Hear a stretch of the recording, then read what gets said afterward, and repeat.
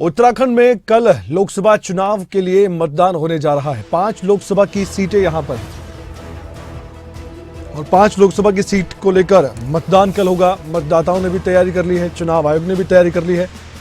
आपने सभी को सुना, आपने सभी पार्टी के उम्मीदवारों को देख लिया। अब आपकी बारी है कि आप मतदान जरूर करें। 4 जून को नतीजा और उससे पहले 19 अप्रैल को वोटिंग। पहले चरण की हम बात कर रहे हैं।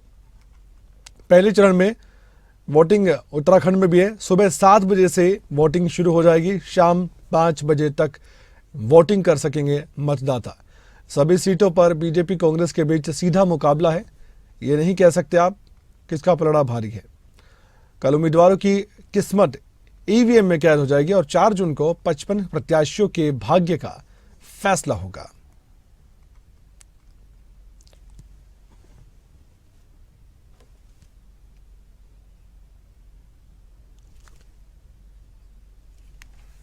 और पूरी तैयारी कर ली है चुनाव आयोग ने। तैयारियां पूरी हैं। तस्वीर हम आपको दिखा रहे हैं। पोलिंग पार्टियां रवाना हो चुकी है। पोलिंग बूथ पर तमाम व्यवस्थाएं की गई है, सुविधाएं दी गई हैं मतदाताओं के लिए। अब जागरूक किया जा रहा है। हम भी अपील करते हैं आपसे, मतदान जरूर करें। पिछली वोटिंग परसेंटेज और अब की वोटिंग परसेंटेज, इनकी तुलना होगी जरूर। क्या रिकॉर्ड टूटेगा वोटिंग परसेंटेज का, देखने वाली बात है। हमारे साथ हमारे संवाददाता जुड़ने जा रहे हैं, उनसे हम बातचीत भी करेंगे और जानेंगे उत्तराखंड में चुनाव आयोग की तैयारी क्या है। हम ये भी जानेंगे कि जो 5 लोकसभा की सीटें उत्तराखंड में हैं, दिलचस्प मुकाबला कैसे इस बार है और इस बार का चुनाव किस तरह से खास है 2019 के मुकाबले।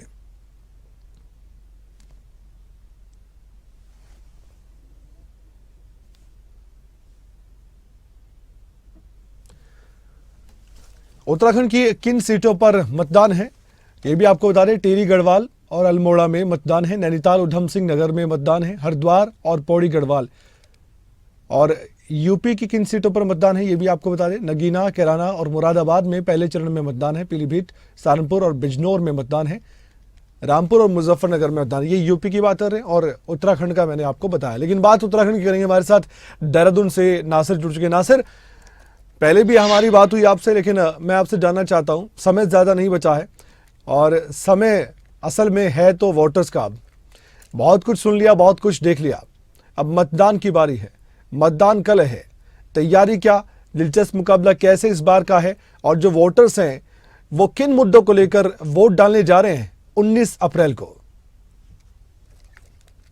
चुनाव है मेहनत ही हर कोई चाहता है कि देश जो विकास को लेकर और ऐसे मुद्दे को लेकर चुनाव लड़ा जा रहा है।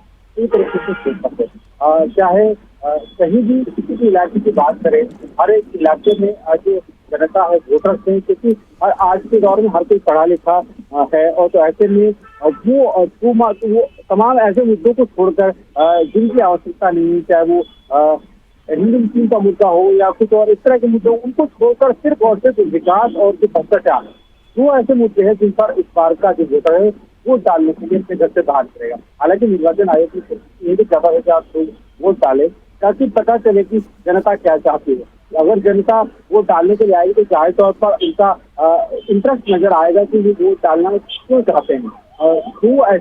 जैसे कि मैंने बताया कि वो ऐसे मुद्दे हैं जिनको लेकर के इस बार का चुनाव पूरी तरीके से फोकस है और हर कोई, क्योंकि इस बार का जो चुनाव है, आपने देखा प्रचार के समय जो तमाम जो पार्टी कैंडिडेट थे वो शोर शराबा, हल्ला, इस तरह की चीजें नजर नहीं आई है, ना पोस्टरबाजी नजर आई है। सिर्फ और सिर्फ अपने जो क्या कुछ करना चाहते हैं, क्योंकि जनता सवाल पूछती है अपने प्रत्याशी से कि वो अगर जीत कर आते हैं तो क्या करेंगे जनता के लिए, और वही चीज, वही वादे करने के लिए प्रत्याशी, चाहे वो टेलीविजन के माध्यम से, मीडिया के माध्यम से लोगों तक रीच लोगों ने बनाई है प्रत्याशी ने, और हर एक चीज वही वादे किए थे जो जनता चाहती है वही सब वो करना चाहते हैं। कमल, ये हमारे साथ एक बार दर्शकों की जानकारी के लिए बता दें, और उत्तराखंड के लोग तो जानते ही हैं कौन कौन सी सीटों पर मतदान है, लेकिन बाकी दर्शकों के लिए बता दें। अल्मोड़ा लोकसभा सीट आप देख सकते हैं, मुकाबला अजय टम्टा वर्सेस प्रदीप टम्टा, टम्टा वर्सेस टम्टा। पौड़ी आप देख सकते हैं, एक तरफ अनिल बलूनी है, दूसरी तरफ गोदगाल। और वहीं हरिद्वार की बात करें, ये काफी दिलचस्प मुकाबला। त्रिवेंद्र रावत और इधर हरीश रावत के बेटे अजय भट्ट हैं, ये भी चुनावी मैदान में है। टिहरी की बात करें, माला राज्य लक्ष्मी और यहाँ जॉर्ज सिंह कांग्रेस पार्टी से। तो एक एक करके हमने नाम बताया आपको, एक एक करके हमने बताया कि कौन कौन सी ये लोकसभा की सीट है जिसपे चुनाव होने जा रहे हैं। गणेश कोरदियाल हैं, इधर अनिल बलूनी है बीजेपी के। हरिद्वार की बात करी थी हमने, वीरेंद्र रावत है, इधर त्रिवेंद्र रावत है। हम इस पर भी एक एक करके बात करेंगे। सबसे पहले हम हरिद्वार लोकसभा सीट को लेकर बात करेंगे।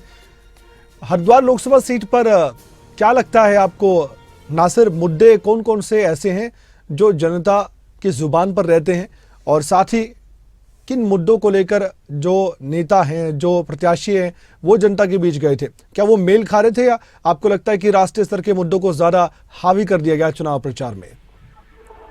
देखिए कमल, हरिद्वार सीट पर दो बड़े प्रत्याशी इस वक्त चुनावी मैदान में। एक तरफ तो पूर्व मुख्यमंत्री हरीश रावत के बेटे वीरेंद्र सिंह रावत चुनाव लड़ रहे हैं, दूसरी तरफ खुद पूर्व मुख्यमंत्री त्रिवेंद्र सिंह रावत चुनाव लड़ रहे हैं। हाल ही में अब चुनाव प्रचार उनका नाम घोषित किया गया था, और इससे पहले मुख्यमंत्री बहुत ज्यादा समय को नहीं दिखा है। 2017 तक 18 तक वो मुख्यमंत्री रहे।